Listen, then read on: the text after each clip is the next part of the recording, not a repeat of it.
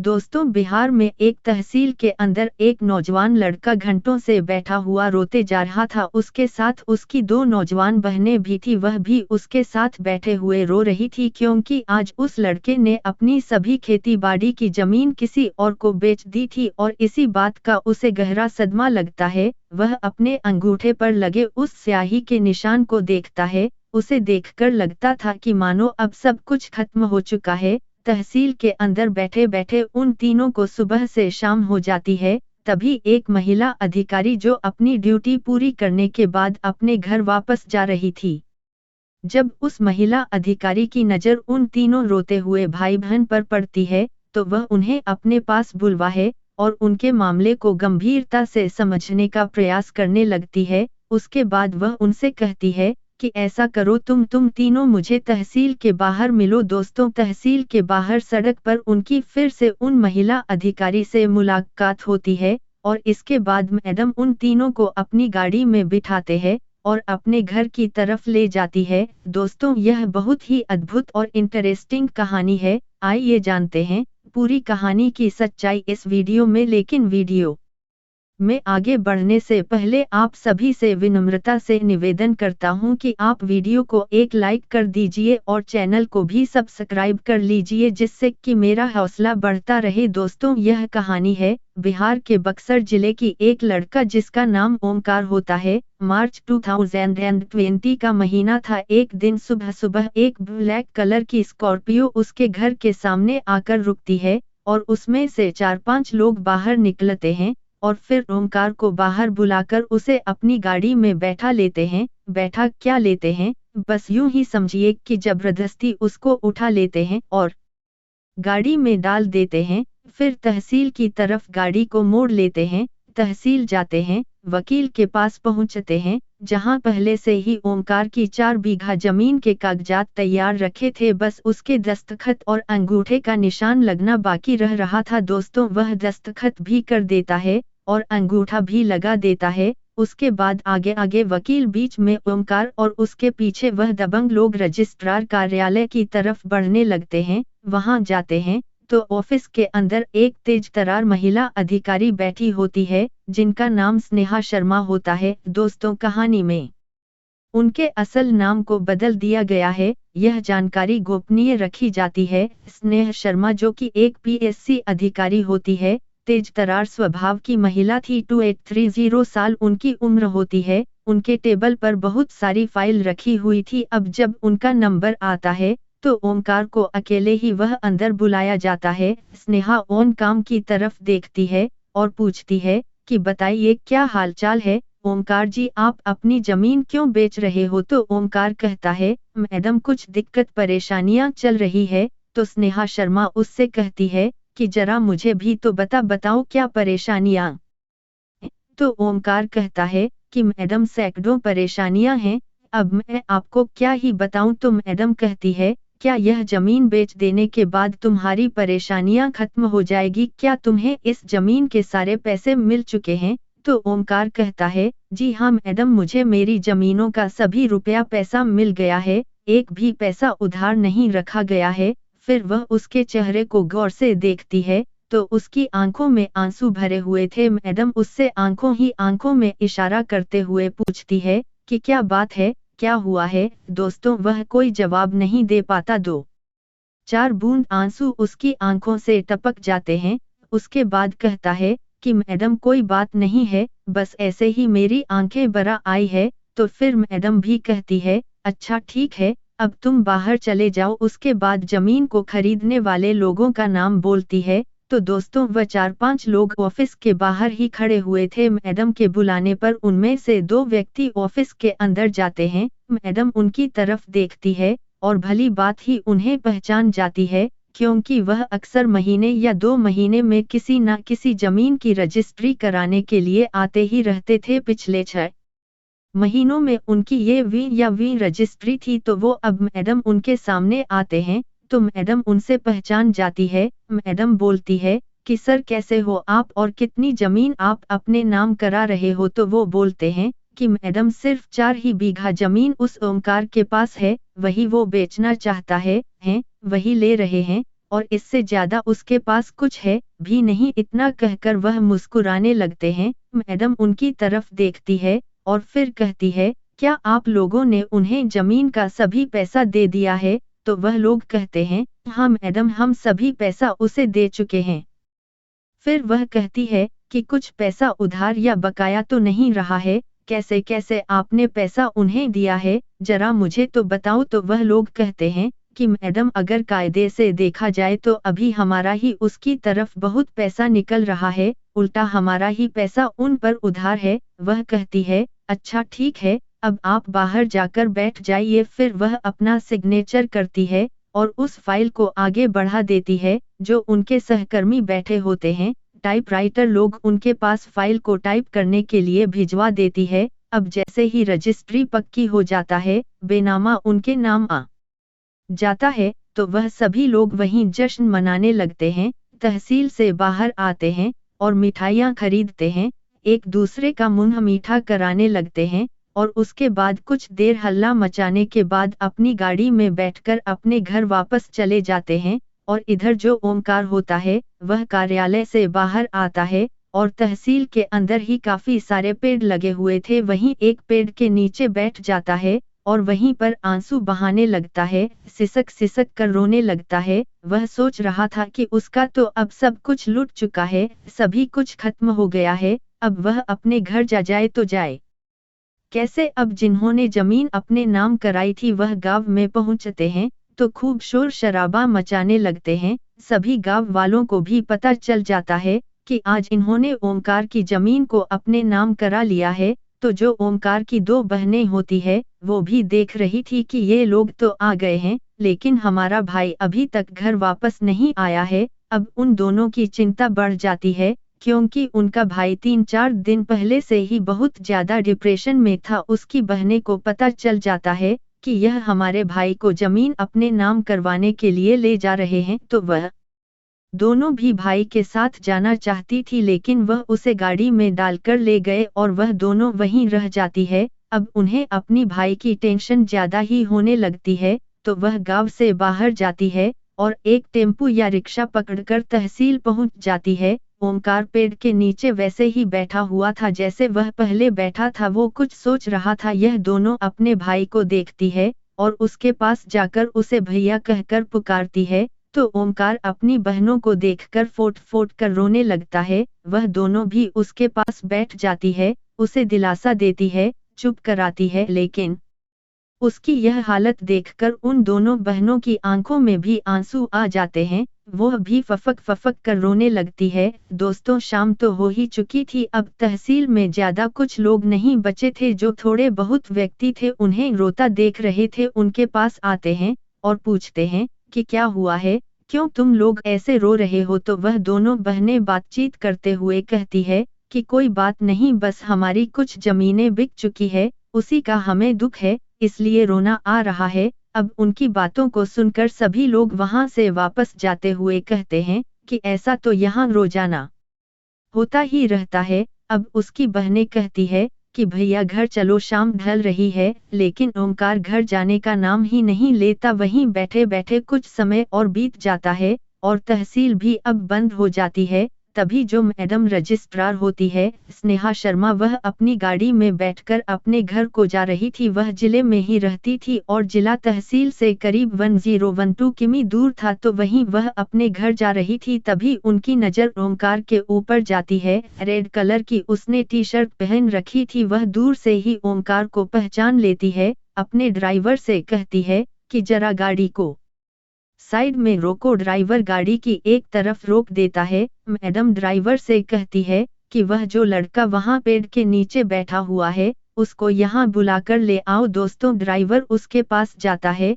और कहता है कि मैडम आपको बुला रही है। दोस्तों, वह ड्राइवर के पीछे पीछे और उसकी दोनों बहनें भी मैडम के पास पहुंच जाते हैं। तो मैडम उससे पूछती है कि क्या बात है ओमकार, तुम जमीन को बेचने के बाद अब रोक क्यों रहे हो, क्या हुआ है, क्या तुम्हारे साथ कोई जबरदस्ती या बेईमानी हुई है क्या। तो वह लड़कियां बोल पड़ती है कि हाँ मैडम, हमारे भाई से जो जमीन लिखाई गई है वह जबरदस्ती डरा धमका कर लिखवाई गई है। तो वह मैडम कहती है, अच्छा ठीक है, तुम तीनों मुझे तहसील के बाहर आकर मिलो, मैं बाहर ही रुकती हूँ। दोस्तों वह अपने ड्राइवर से कहती है कि गाड़ी को तहसील के बाहर आधा किलोमीटर दूर लाकर रोक देना। ड्राइवर ऐसा ही करता है। उसके बाद यह तीनों भी पैदल चलकर 10 मिनट के बाद गाड़ी के पास आ जाते हैं। फिर मैं खिड़की खोलकर कहती है कि तीनों गाड़ी में बैठ जाओ। दोस्तों ओमकार ड्राइवर के बराबर में और उसकी दोनों बहनें पीछे मैडम के बराबर में बैठ जाती है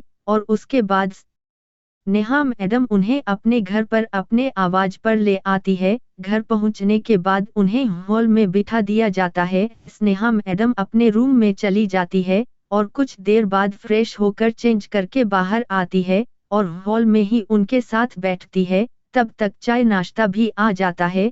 फिर उसके बाद मैडम उन्हें चाय नाश्ता कराती है और खुद भी उनके साथ ही चाय नाश्ता करती है। फिर स्नेहा मैडम उनसे पूछती है कि हाँ तो अब बताओ क्या मामला हुआ है, शुरू से आखिर तक मुझे एक एक बात बेझिझक बताओ, किसी से डरने की कोई जरूरत नहीं है। लेकिन ओमकार कुछ बोल नहीं पाता, लेकिन उसकी एक बहन बोलती है कि मैडम जो जमीन उन्होंने हमसे लिखवाई है वह इस तरह से लिखवाई है कि वह कहते हैं कि हमसे किसी जमाने में तुम्हारे बाप ने पैसे लिए थे, कहते हैं कि 10 साल पहले पैसे दिए थे। अब तो पापा को भी मरे हुए 3 साल हो चुके हैं। उनके मरने के बाद यह हमारे भाई को डराने धमकाने लगे और पैसा मांगते हैं, बोलते हैं अभी दे देगा तो सिर्फ जमीन से ही कर्ज उतर जाएगा, नहीं तो तुम्हारा घर भी इसमें चला जाएगा, और अगर और भी ज्यादा देर लगाई तो हम तेरी बहनों को भी यानी हमें भी उल्टी सीधी बातें बोलते रहते हैं। इतना कहकर वह लड़की भी रोने लगती है। मैडम कहती है कि तुम्हारे पिताजी ने उनसे कितने पैसे लिए थे, तो ओमकार कहता है कि मैडम हमें कुछ मालूम नहीं, लेकिन वह लोग बताते हैं कि 10 साल पहले लाख लिया था % ब्याज के दर पर, तो वह ब्याज का जोड़कर यही 2022 लाख बता रहे थे और इसी वजह से उन्होंने हमारी जमीन हड़प ली है और मुझे भी मजबूरन उनको यह जमीन देनी पड़ी। तो मैडम कहती है कि तुमने यह जमीन के बदले जब उनको नाम की थी तो बाद में पैसा भी लिया था। तो ओमकार कहता है कि नहीं मैडम उन्होंने कोई पैसा नहीं दिया है, कहते कि जितना पैसा हमारा तेरे सिर है उससे आधी कीमत की भी तेरी यह जमीन नहीं है, पैसा तो क्या ही देते, वह मुझे अपनी बहनों की चिंता थी तो मैंने वह जमीनें उन्हीं के नाम कर दी। हमारा इस दुनिया में कोई और नहीं है, सिर्फ मैं ही इनका सहारा हूँ, हम 3 ही लोग हैं और वैसे भी उन लोगों का कोई क्या बिगाड़ सकता है, उनकी जो मर्जी होती है वह वही करते हैं। पूरे गांव में किसी की हिम्मत नहीं कि उन्हें कोई रोक टोक सके, उनके आड़े आ सके। उसे जिसकी भी पसंद आ जाती है उस जमीन को वह अपने नाम करा लेता है, किसी न किसी तरह से हासिल कर लेता है। फिर जो रजिस्ट्रार मैडम कहती है अच्छा ठीक है अब तुम लोग शांत हो जाओ। वो उन्हें गाड़ी में बैठा है और अपने आवाज से थोड़ी दूर एक SDM अधिकारी का आवास होता है, उनके पास वहीं लेकर जाती है। SDM भी एक महिला अधिकारी होती है। स्नेहा शर्मा उनसे मिलती है, बातचीत करती है। ये तीनों भाई बहन भी मैडम के साथ होते हैं। तो स्नेहा मैडम SDM अधिकारी को सारी जानकारी देते हुए कहती है कि देखिए मैडम इस तरह से यह हाल हो चुका है, अब तो बिल्कुल हद पार हो चुकी है, इनकी भी जमीनें गैर कानूनी तरीके से हड़प ली गई है, इनकी जमीन को भी उन्हीं दबंगों ने लिखवाई है। दोस्तों उस तहसील में जब से स्नेहा शर्मा की पोस्टिंग हुई थी तो सिर्फ 6 महीने में ही उस आदमी की यह वी रजिस्ट्री थी और इससे पहले भी उसने इसी तरह से कई लोगों की जमीन अपने नाम करा रखी थी। करीब 10050 बीघा जमीन को वह हड़प चुका था। इससे वो इसमें वह 4-5 लोग पार्टनर थे और इसी तरह से अपने अपने इलाकों में लोगों की जमीनें हड़प लेते थे, लेकिन इस पर किसी ने कोई गौर नहीं किया। मगर जब से स्नेहा शर्मा आई थी वो उन्होंने उनकी इस बात पर गौर किया और अपने से बड़े अधिकारियों से भी उनकी शिकायत की थी, लेकिन किसी ने कोई एक्शन नहीं लिया। मैडम चाहती थी कि यह जमीन जो खरीदता है इसकी जांच पड़ताल होनी चाहिए, लेकिन कोई खास ध्यान नहीं देता था। लेकिन जब से महिला अधिकारी वहां HDM बनी थी और यहां उनकी पोस्टिंग होती है तो स्नेहा मैडम इनसे बताती है तो SDM मैडम भी कहती है कि हाँ यह तो बहुत गलत और अवैध रूप से प्रॉपर्टी डीलिंग हो रही है। तो SDM अधिकारी ने स्नेहा मैडम से कह रखा था कि कोई भी इनके खिलाफ सबूत मिलता है, कोई भी ठोस सबूत या पक्का सबूत मिलेगा तो मुझे जरूर बताना, ताकि मैं इन्हें तुरंत सलाखों के पीछे करा सकूं और इन सब के ऊपर कार्रवाई की जा सके। और जब जमीन लिखवा समय वो दोनों आदमी घमंड के साथ मैडम से बात कर रहे थे और मैडम ने भी ओमकार को रोते हुए देखा था, तो तभी स्नेहा मैडम को शक हो गया था कि हो ना हो इस मामले में कोई बड़ी हेराफेरी है। और उन्होंने तो ओमकार का नंबर भी अपनी डायरी में नोट कर लिया था कि रात को फुर्सत से उससे इस बारे में बात करेगी। लेकिन जब उसको तहसील में ही पेड़ के नीचे रोता हुआ देखा तो उसको अपने पास बुला लिया और एचडीएम मैडम के पास लेकर आ जाती। अब एचडीएम मैडम यह हेराफेरी की कहानी सुनी तो मैडम कहती है कि अगर यह लोग गवाही देने के लिए तैयार है तो फौरन इनके खिलाफ एफआईआर दर्ज कराओ। धमकियां देने का, जबरदस्ती जमीन हड़पने का और गैर कानून तरीके से पैसा ब्याज पर चलाने का। लेकिन मैडम की यह बात सुनकर ओमकार डर जाता है, बोलता है कि मैडम हमें कुछ नहीं करना है, भले ही मेरी जमीनें मुझसे छीन ली गई है और मुझे भी चाहे कुछ भी हो जाए, लेकिन मुझे मेरी बहनों की बहुत चिंता है। अगर इन्हें वह लोग कुछ भी नुकसान पहुंचाएंगे तो मैं क्या ही कर पाऊंगा। तो एसडीएम मैडम कहती है, अब तुम्हारे सामने हम बैठे हुए हैं, तुम्हें जरा भी डरने की जरूरत नहीं है। यह सिर्फ तुम्हारी ही बहनें नहीं बल्कि यह समझो यह हमारी भी बहनें हैं। डरने वाली कोई बात नहीं है, किसी भी बात की चिंता मत करो, हम तुम्हारे साथ हैं। तुम इन दोनों को यहीं छोड़ दो, शहर में बहुत सारी सरकारी योजना चल रही है, सिलाई कढ़ाई करने की भी चल रही है, मैं इनको ट्रेनिंग पर भेज सकती हूँ, यहीं इनके रहने का बंदोबस्त करा दूंगी। वैसे यह काम क्या करती है और कितना पढ़ी लिखी है? तो ओमकार कहता है, यह दोनों कक्षा 10 तक पढ़ी हुई है। फिर एसडीएम साहिबा और रजिस्ट्रार मैडम कहती है कि तुम किसी भी बात की जरा भी चिंता मत करो, मैं इनका यही दाखिला करा दूंगी। तभी वह किसी व्यक्ति से फोन पर बात करती है, वह कहता है कि मैडम कल ही दाखिला हो जाएगा, बिल्कुल टेंशन मत लीजिए, मैं कल ही इस काम को करा दूंगा। अब वह दोनों ओमकार को समझाती है, ओमकार बहुत डरा हुआ था, उसको दिलासा देती है, उसका हौसला बढ़ाती है, किसी तरह से वह गवाही देने के लिए तैयार हो जाता है। सिर्फ इतना ही एचडीएम साहिबा के लिए काफी था और इसके बाद वह पास के ही एक पुलिस स्टेशन में कॉल करके सूचना देती कि चाहे जो कुछ भी करना पड़े लेकिन इस मामले की तह तक जाओ और जांच करो। दोस्तों, पुलिस अगले दिन जाती है